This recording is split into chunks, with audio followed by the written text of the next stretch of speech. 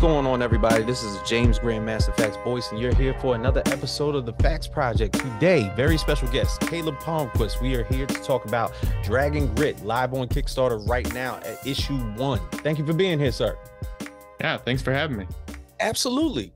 Now, in talking about this, I had a chance, of course, to gloss over the summary in the Kickstarter, and very appealing. Of course, having the ability to mix old style Western with basically a little bit of high fantasy because of the character descriptions.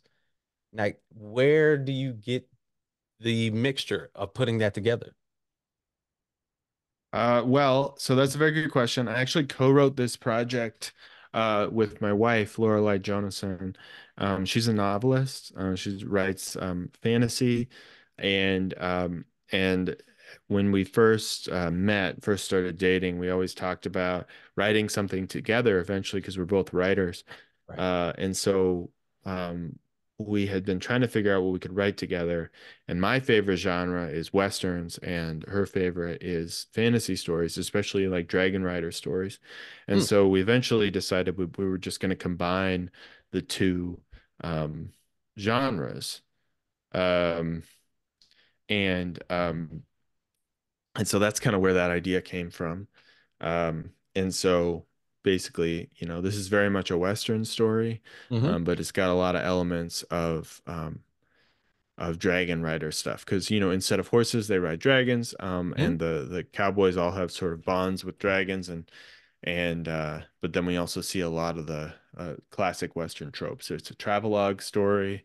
There's bandits, there's shootouts, um, and kind of all that kind of stuff. Yeah, I've heard you describe it as on your side, I guess, True Grit, 310 to Yuma, and if I could add a third one in there, The Postman with Kevin Costner. Oh yeah, Because of the totally. courier aspect. I graduated high school in like 97. So that was one of those ones. And of course, with this courier aspect with the character of Vera, as far as her element of basically going on these very dangerous missions with very elusive packaging, all while riding these dragons, but yet getting into these shootouts because everybody's got a dragon at this point.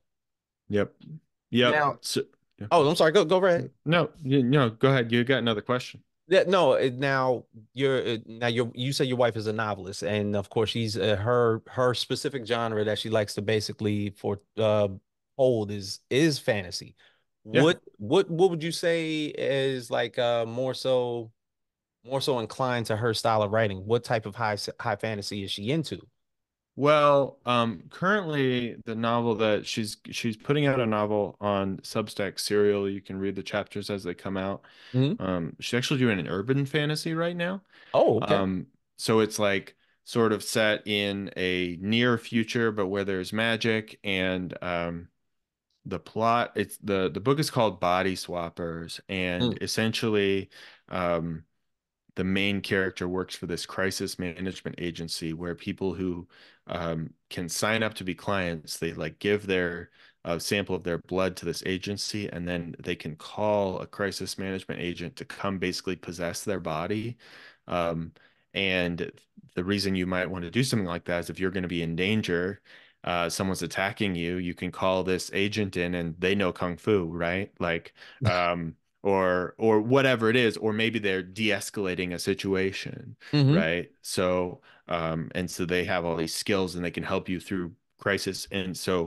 Um but then it becomes a whole murder mystery, and then the Right. question becomes, if this ability exists to jump in and possess people, then if you're on trial for murder, um was it you or was it somebody possessing you, you Yeah, know? because I was like, I'm thinking about it. I'm like, it's like almost like a Minority Report type deal with the precog notions of like Yeah. in a body, but also has the elements of Repo Man in it with the with the collect. That's excellent. I mean, the fact that Yeah. you both have specific things that you specific genres that you kind of folded into one little book. But the thing is, you're not you're definitely somebody that has done this before in the past. You've had the ability to genre bend from time to time, whether it's been Unicorn Vampire Hunter or Vampire Detective or Mhm. you know what I'm saying, like or you do a lot of vampires. I do agree with that. Vampires, you know. But so you've had the availability to basically like look into a specific character and maybe inside of that genre, and was like, you know what? How would that look if it was done in this type of setting, or in this type of setting, or in this type of setting? So, what do you think about genre bending? I mean, I like playing with genre. You know, there's like a lot of I read a lot and I'm, you know, big nerd, so I watch a lot of movies and stuff Hmm. and to me I just like always like taking ideas that seem like maybe they shouldn't work together or a different kind of stories and putting them together. Hmm. And some of my favorite stories that I've read are, you know, just sort of unexpected meetings of ideas. And that's kind of become my stock and trade, I guess, as a comic book writer. Like you said, you listed off a bunch of things that I've done that are sort of unexpected. And uh, so, you know, I think if you can give people, if you can pitch someone on an idea that is that they're not expecting, Right. that gets them excited, and then they actually get into the story, and the art is really good, and the story is really good, and that is really compelling, Hmm. then they stick around. So, for example, Unicorn Vampire Hunter is gets people really excited because you know, the idea of a unicorn stabbing a vampire through the heart with his horn is like is very silly, and people are like, "How did you come up with that? I can't believe no one's done that." But then, when the most satisfying part is when people get excited about that and then pick it up and read it, and it turns out that it's actually like a story with fully fleshed out characters that are very interesting, and Hmm. people like the story and they want to read more. Um, so. Um, Genre bending is very fun.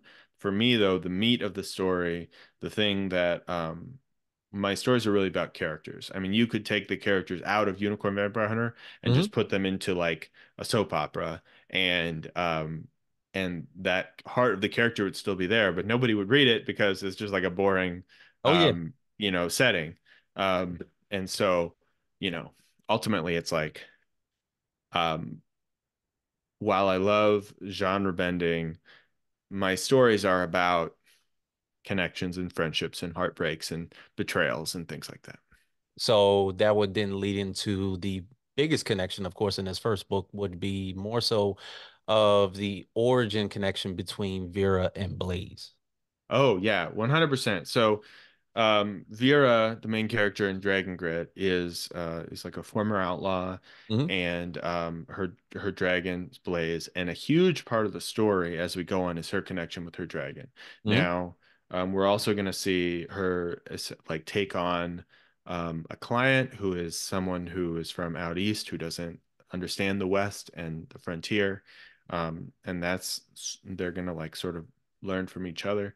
But there's also a big emphasis on the connection between Vera and her old rival, Jack, who they came up in the same outlaw gang together. Mm. And now he's on her tail, um, pursuing her because she's taken on this basically rich client from out east who Um, has a lot of money. So he's after them.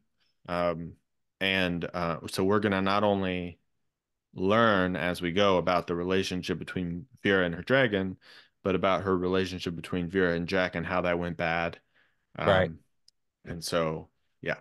Yeah, because it also in the, I guess in the grand scheme of things, you're looking at Vera and her ultimate job being an ex-outlaw, and what her job is now being this dangerous courier in a sense, Mhm. is that, her job is transactional. What she Mhm. does, what she comes to realize, of course, with Blaze, Blaze is an elder dragon that was inherited to her, and right?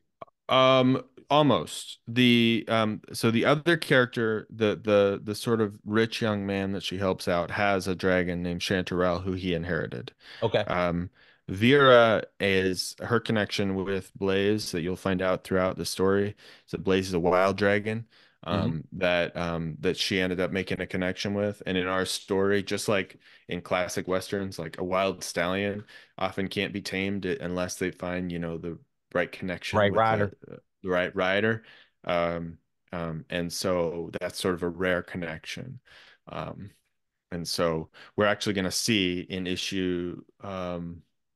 one of the issues upcoming, we're going to actually see the first time that Vera and Blaze met, Mm. which is very inspired by the movie Spirit, Stallion of the Cimarron, if you've ever seen that. Yeah. Yeah. And also in that same connection, because I think the first thing that I was thinking of was Avatar, when the Oh yeah. pretty much the first ride, well, first flight, I guess if you want to call it that. Yeah. Yeah. Yeah, Where totally. of course, where of course it's a wild ride, and only that person can tame it for that moment. And when it does, the bond is linked forever.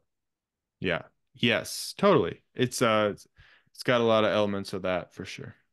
Definitely. Now, if I heard correctly, I believe you described this as possibly a means to building this into like a 10 issued volume. Yes, so we do have a plan for 10 issues.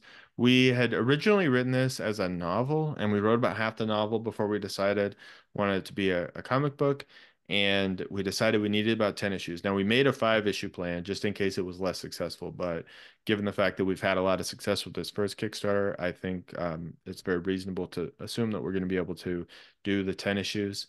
Hmm. Um, and so, yes, we do have a 10 issue plan, and it's already planned out issue by issue. And and so I'm very excited for where the story is going. And we're definitely planting a lot of seeds early on that hopefully will pay off as the story goes on. Good, good. Now, also in that sense, I mean, of course, with this story having dragons and human beings in it, you almost had this chicken and egg scenario. Like, which came first, dragons or the humans?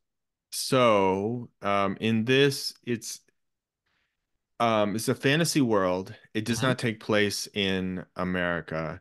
So, but there are definitely some analogs to the Wild West. Hmm. And the sort of continent that the story takes place on was one that was only inhabited by dragons until you had the colonizers come over and sort of have that manifest destiny. And so basically, we're seeing the world like about 100, 150 years after humans first arrived on the continent. Hmm. And so basically, people have started to domesticate dragons, but it's still very much the continent and the West really belongs to the dragons. Um, so, yeah, that's kind of the dynamic going on there. So you're almost looking at it as like a history sort of a sense. So when human beings sort of arrived at this brand new world and there were just dragons present, there was obviously like just one human being that took the bravery and courage just to physically touch a dragon and possibly domesticate it for the first time. Little did he know Yeah. that he could possibly get snapped, maybe eaten, maybe blown into a torch, turned into a Yeah. spore, or, Oh, yeah. you know, or he could possibly ride one. He was like, well, we don't really have a sense of transportation on this land. Probably all came here on a boat. What can we do with these things? Oh, yeah. Oh, yeah.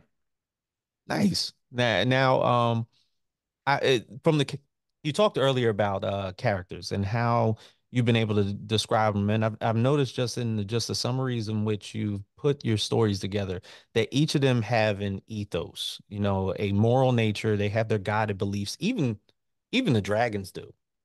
Or better yet, even just an ideology. What is Hmm. what is your like overall theme in building character description? I mean, it depends on the project.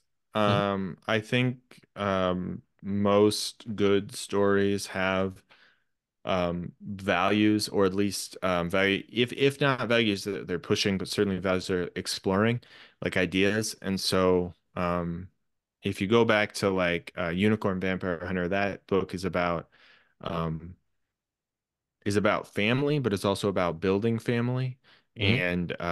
and sort of examining the relationships we have with our like blood family and the families we create. Mhm. Um, and then I would say that a big theme in Dragon Grit is it's about um, manipulation and control.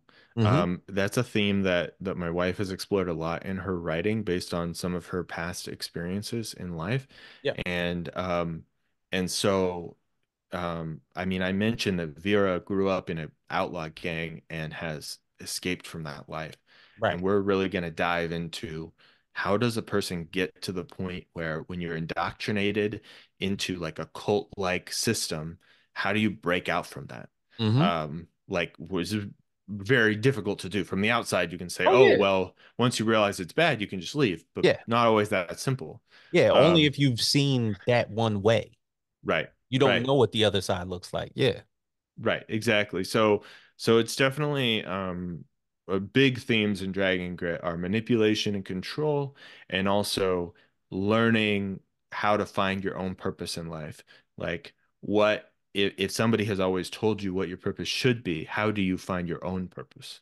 Mm. Um, and so I would say that a big theme in Westerns is like destiny, right? Yeah. Yeah. And so we definitely started from that point, like watching, we did a lot of research, like watching Westerns and reading books together and stuff. And big theme is like, okay, you're out here in the West, like you've gone West. So you're like your destiny is in your hands. Right. Like out here, you are what you make. Yeah. And so that's definitely a theme, and each one of our characters interacts with that in a different way.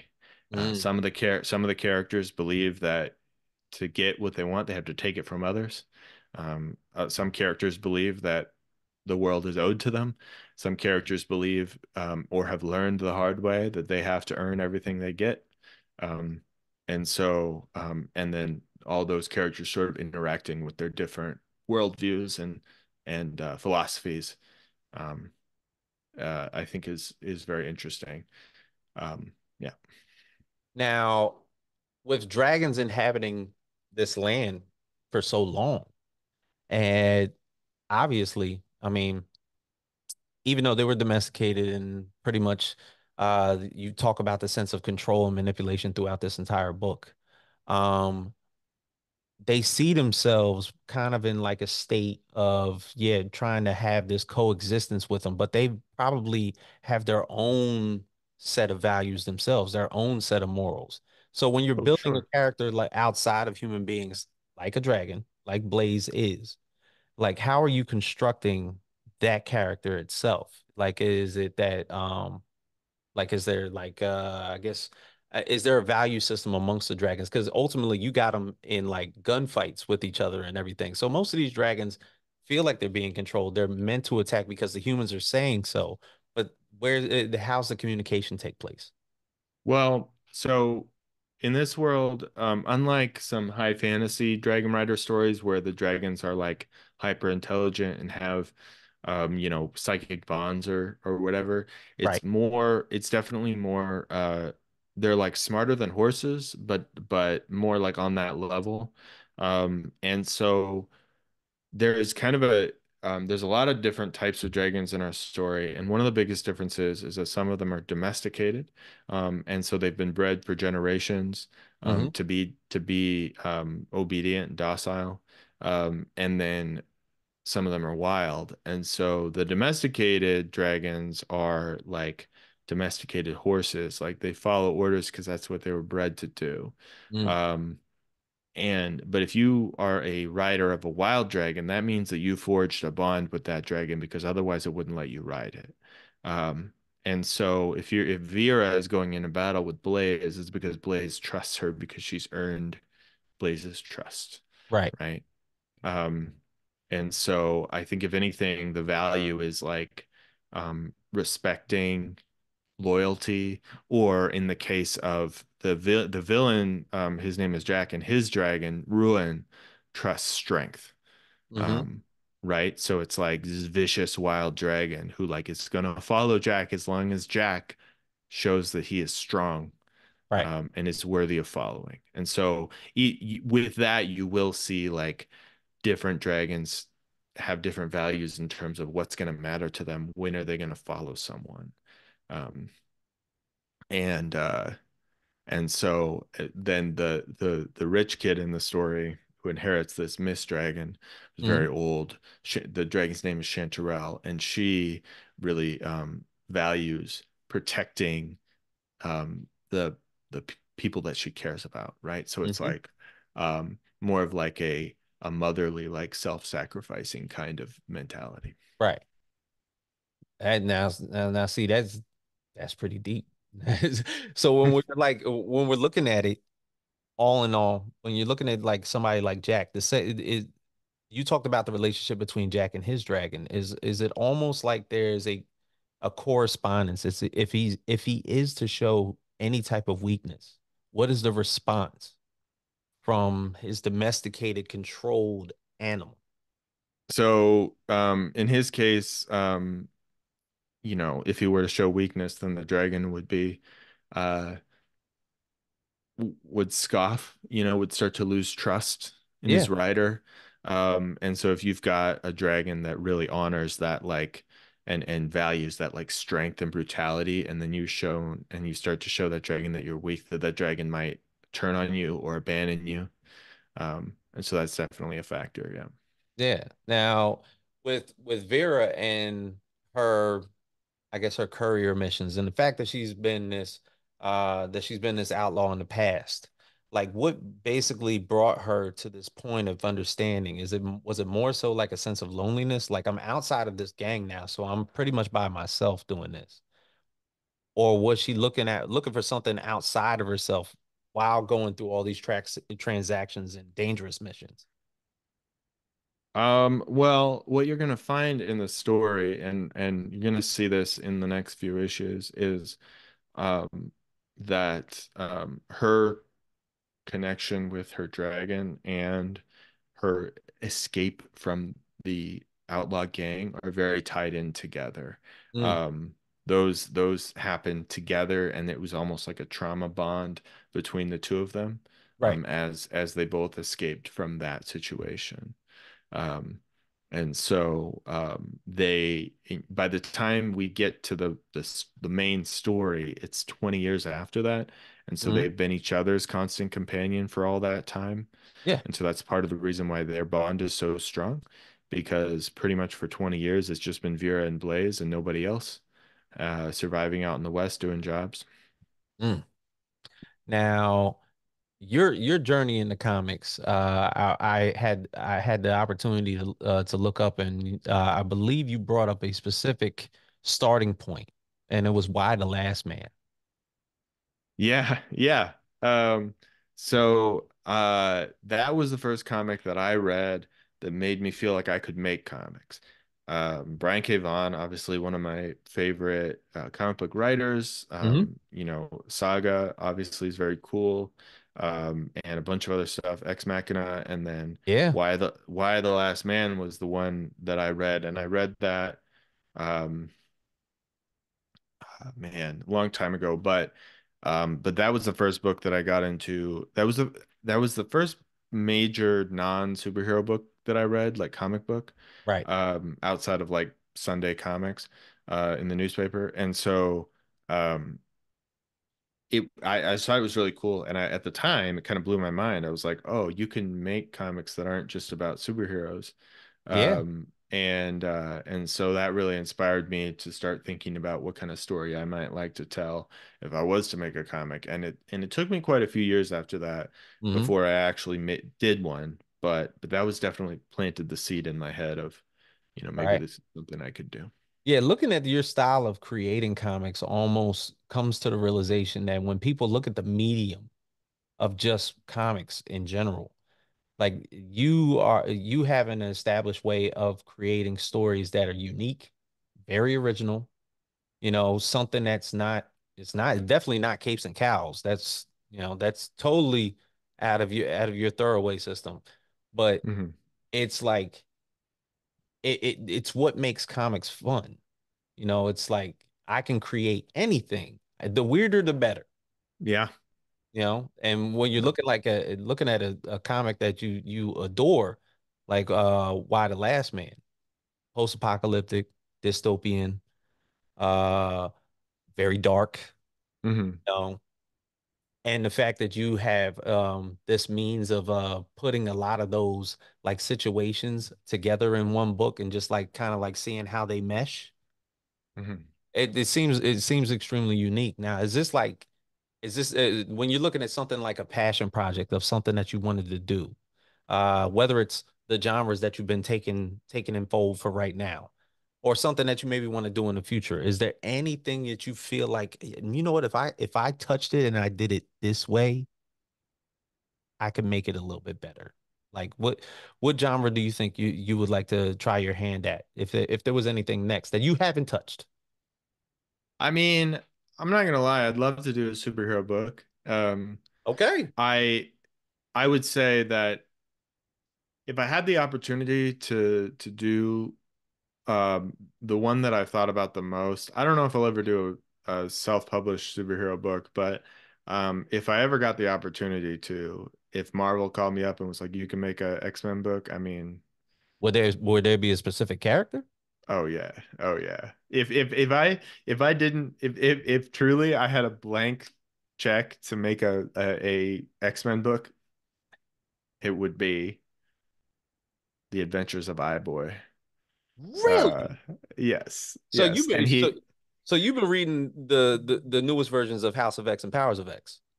I have not, You but have I not, fell because in it's in I there. have I have not, but I fell in love with iBoy when he was first introduced during like Jason Aaron's run. Yeah. Um and I actually haven't been reading the new X-Men comics. I haven't kept up a pull list for quite some time. Okay. And partially that's financial because I put all my money into making All right. comics. All right.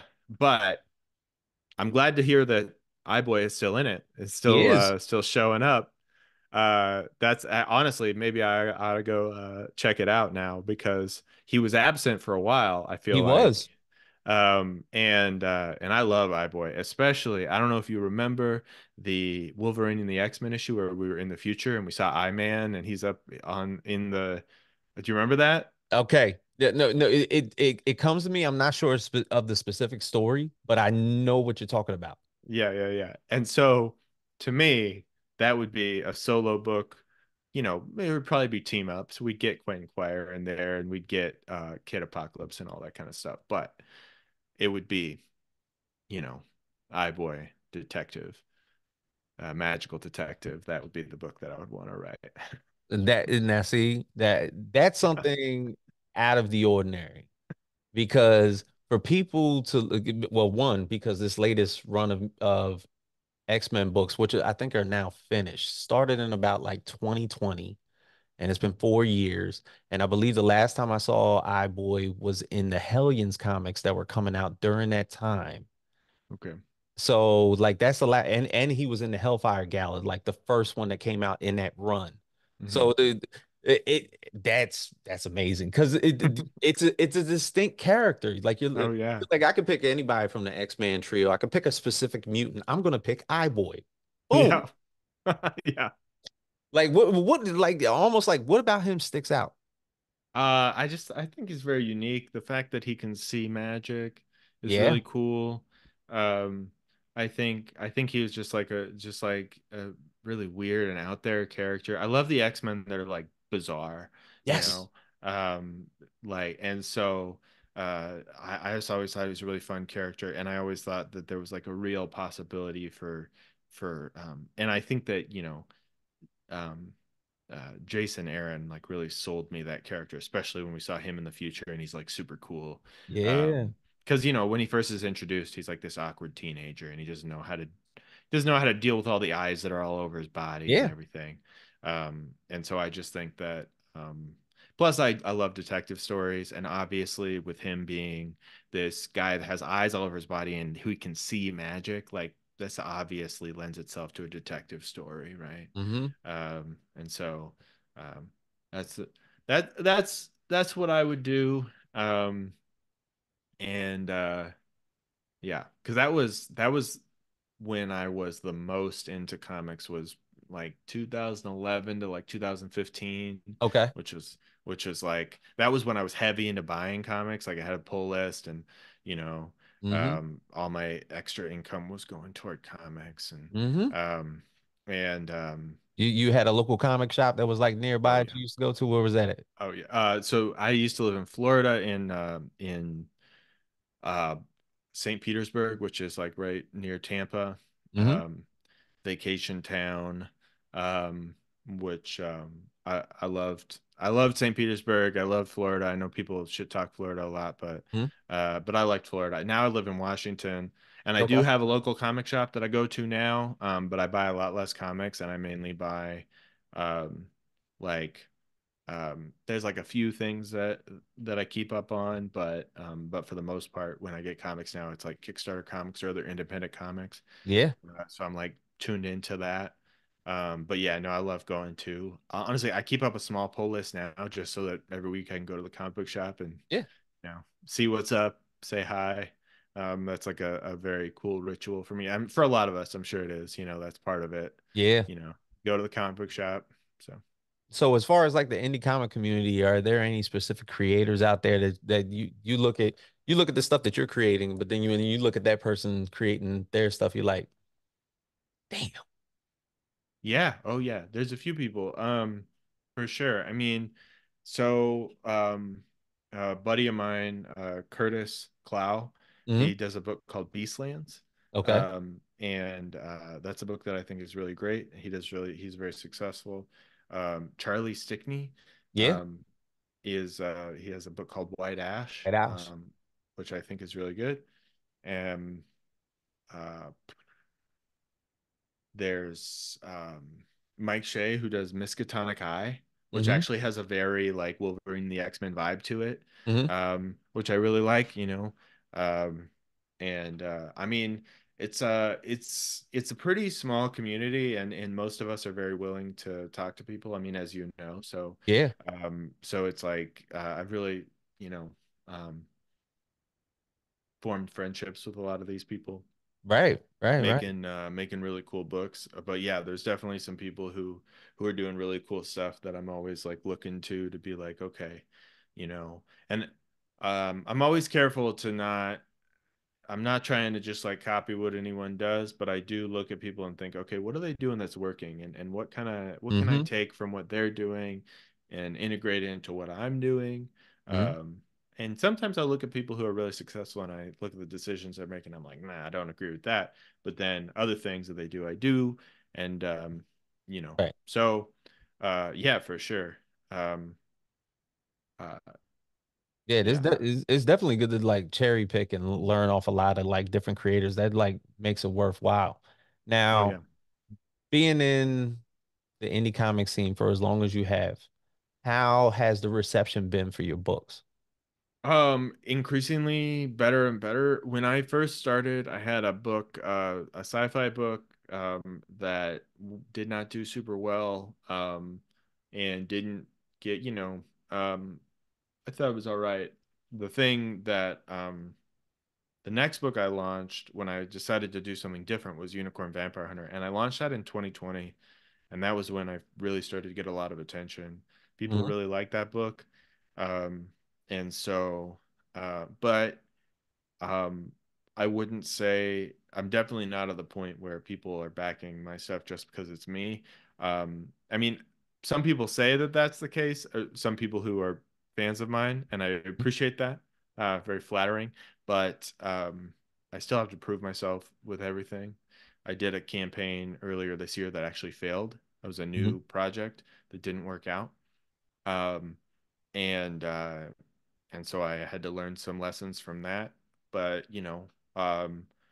this new book, Dragon Grit, is getting very positive response. It's actually been my most, in terms of backer count, my most successful book ever.